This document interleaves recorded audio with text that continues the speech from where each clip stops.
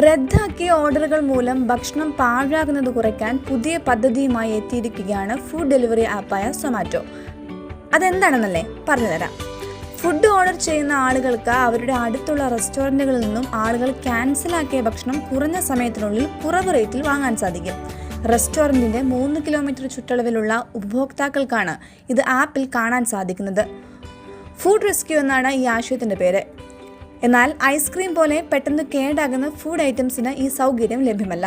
ഈ ഓർഡറുകൾ കുറച്ച് മിനിറ്റുകൾ മാത്രമേ ലഭ്യമാകൂ. അതുമാത്രവുമല്ല, സമീപത്തുള്ള ഉപഭോക്താക്കൾക്ക് മാത്രമേ ഇത് വാങ്ങാനും സാധിക്കൂ. ഭക്ഷണത്തിനുള്ള പണം ഓൺലൈനായി അടച്ചിട്ടുണ്ടെങ്കിൽ പുതിയ ഉപഭോക്താവ് അടച്ച തുക റെസ്റ്റോറൻറ്റും സൊമാറ്റോയും തമ്മിൽ പങ്കിടും. റദ്ദാക്കിയ ഓർഡറുകൾക്കുള്ള പണവും പുതിയ ഉപഭോക്താവ് നൽകുന്ന തുകയുടെ ഒരു ഭാഗവും റെസ്റ്റോറൻറ്റുകൾക്കും ലഭിക്കും. ഈ സൗകര്യം ദുരുപയോഗം ചെയ്യുന്നത് തടയാൻ ക്യാൻസലേഷൻ ചാർജിൻ്റെ 100% ഉപഭോക്താവ് നൽകേണ്ടിയും വരും. കൂടാതെ വെജിറ്റേറിയൻ ഉപഭോക്താക്കൾക്ക് നോൺ വെജിറ്റേറിയൻ ഓർഡറുകൾ കാണാൻ സാധിക്കുകയുമില്ല.